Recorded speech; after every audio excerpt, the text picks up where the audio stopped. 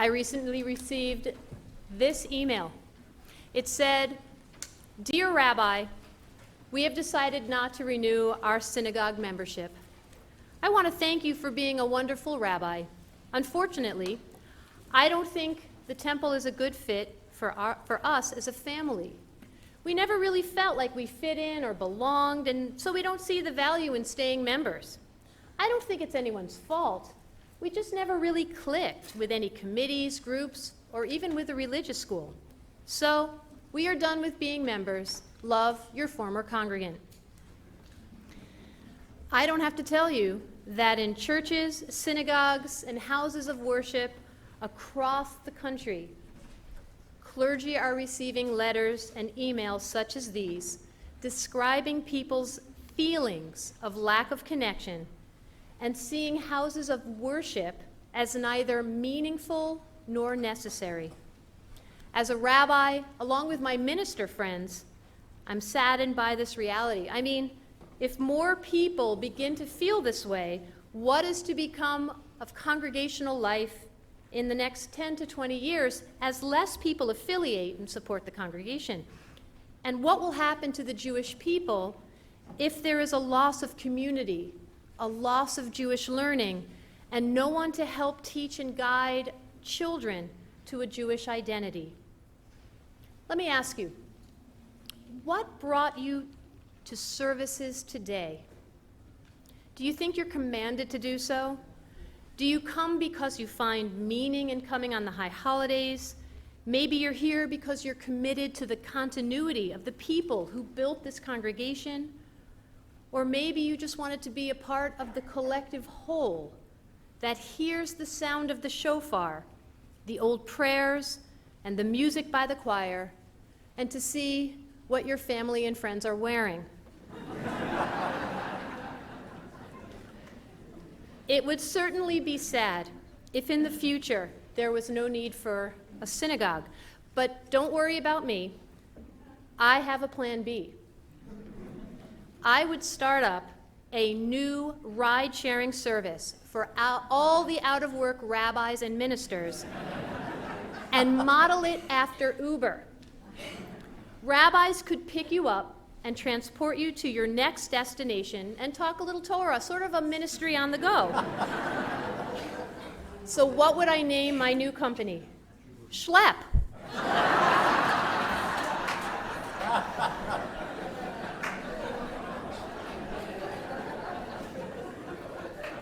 But it's a good thing to remember on this day of holiness that community and connection, both to community, to each other, and to God, are integral parts of life.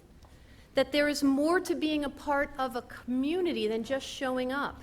Community is about our responsibility to one another, as it is about our own spiritual needs, our desire to learn more about Judaism, as well as our own personal growth. So what does being a part of a community give to you? There's a story I like to tell. So I know some of you have heard this before, but I love this story. It's about the man who would normally join the daily minyan, but on one particular day there was a blizzard, and he was unable to get outside his door because the snow was piled so high. So he made a fire, and he sat by the fire with his coffee all alone. And he realized how nice it was to sit alone with his thoughts and say his daily prayers. The next morning, the snow was still pretty high, and he could have gotten out, but he chose not to, so he sat alone with his coffee and his thoughts, enjoying the solace. Third day, same scenario. But that afternoon, the rabbi came to visit. The man was surprised to see him. The rabbi didn't speak. Instead, he took a poker from the fireplace and pulled a piece of coal away from the fire. And that piece of coal burned strong for a few moments. But then the fire within the coal diminished and grew cool. The rabbi pushed the piece of coal back to the center of the fire so it reignited once again and grew hot. The man looked at the rabbi and nodded, saying, "I'll be back tomorrow for the morning minyan." The rabbi was demonstrating a value we find in Pirkei Avot, Al tifrosh min hatzibor. Do not separate yourself from the community. This gentleman, who had just discovered the joys of a casual morning and a long cup of coffee, understood that without his community, his life would be diminished. And what are the things that you might not know about if you were not part of our home? Well, for one, there's access to information that you might not already know. There will be pamphlets available as you leave the sanctuary about Jewish genetic diseases which affect Ashkenazi Jews. Now, you might not necessarily desire to know about genetic diseases, but it's important to know about them. Because as a community years ago, we learned about the genetic diseases that affected the Ashkenazic Jews and about the importance of getting genetic testing.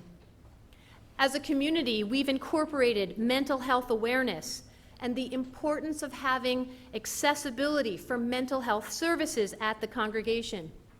Donors came forward and funded our ability to host JCFS, Jewish Community and Family Services, in our congregation for the next 5 years. Many are not aware that we have a social worker who meets confidentially with those who are in need here at the congregation and is available to help synagogues, individuals, and families. We also have a caseworker who gives us access to services that we would normally not have on our own, all because we stood together as a community. In October, the Social Action Committee will host Etz Chaim Healthy Community Day with the topic, Self-Care in Times of Change. What can we do to take care of ourselves, our families, and our community? And this day will include programming on how to care for aging family members, how to reduce stress, how to manage the details of life's transitions, and maybe even laugh during times of change. Information about this day is available in the rear of the sanctuary as you leave the service, as well as forthcoming over email. We have a thriving lifelong learning committee who brings us classes, workshops, and learning opportunities for all ages, and information and pamphlets can be found on your chairs. We have a thriving accredited religious school and youth groups which teach our youth and give our students the ability to connect to other Jewish kids throughout the area where being Jewish can feel isolating and different. Our community is strengthened when we gather to help each other. Aristotle said that man by nature is a social animal. We need to interact with one another. It makes us healthier, stronger, even smarter. But personal interaction is not easy. It can be challenging when dealing directly with people with whom you would normally not mix. But being a part of the community provides us with overriding benefits. There is a sense of belonging, and the reasons my colleague Rabbi Paul Kipnis wrote in an article, he said, being a part of community is like ensuring that your room is still there even after you go away to college. You can always come home, and even if you don't show up, we are still here. Being a member teaches future generations that being a Jew matters, even if you aren't a power user of the synagogue at the moment. It means that you always have a place to turn when you are in need, that you have a spiritual home, that you take responsibility for the next generation like the previous one did for yours. Being a member is not contingent on your bank account, but being a part of the community does ask for commitment. One has to give up parts of an individual self in order to become part of something bigger, to give of yourselves, to give of your time, your energy, your financial support, and to give tzedakah. Being a part of a community asks you to care for the disenfranchised, to care about Israel with all the issues that accompany that support, as well as to care more for others than yourselves. Which reminds me of a story. One day a young boy asked his father, "What is the value of my life?" Instead of answering, the father told his son, "Take this rock and go sell it at the market.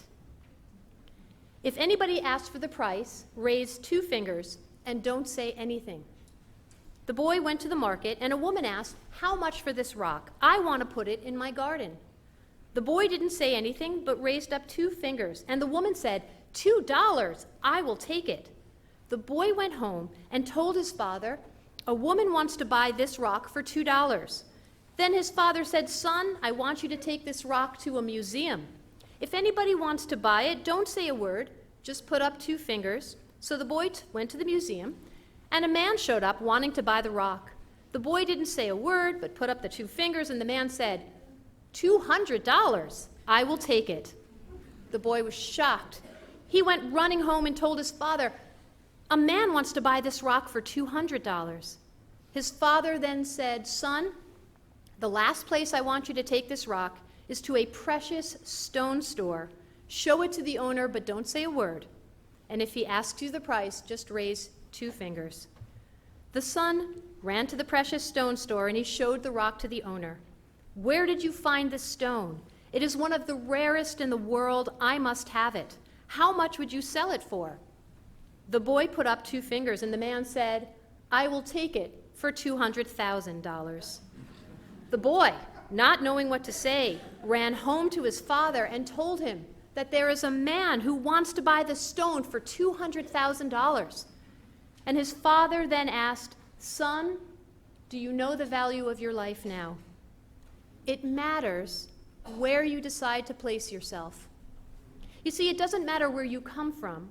It's about the people with whom you surround yourself. Everybody has a diamond inside them, and we can choose to surround ourselves with people who see our value and the diamond inside of us. We can put ourselves in a market, in a museum, or in a precious stone store. Rosh Hashanah is a time to be returned and to be reborn anew. May we, in the year to come, value the precious community of which we are a part. May we always choose to see the value in other people and to strive to help other people see the diamond inside of them. May we always place ourselves in the middle of our community as we continue to grow and thrive, and be a source of peace and harmony as we strive together to fulfill the ideals and purposes of Judaism and spirituality. May this be God's will. Shana Tova.